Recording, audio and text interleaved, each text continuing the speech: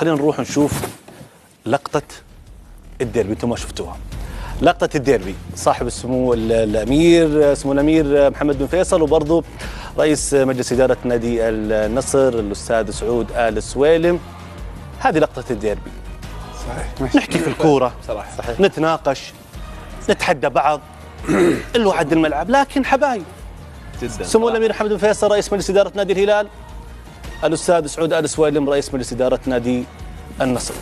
عن نفسي قبل ما تبدأ المباراة، هذه هي لقطة الديربي، هذه هي الرسالة السامية المهمة لكل متابع كرة القدم السعودية، متابع دوري كأس الأمير محمد بن سلمان.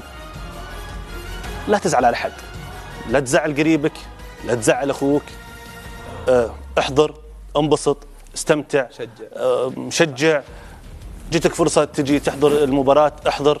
وبرضه في جوائز مقدمة للهيئة العامة للرياضة، كرة المباراة، جهاز جوال، سيارة، كل الإمكانيات اليوم متاحة أنه الجماهير تحضر. ما يحتاج تزعل. فاز فريقك خير وبركة، ما فاز بتلعبون الجايات الموسم الجاي واللي بعد.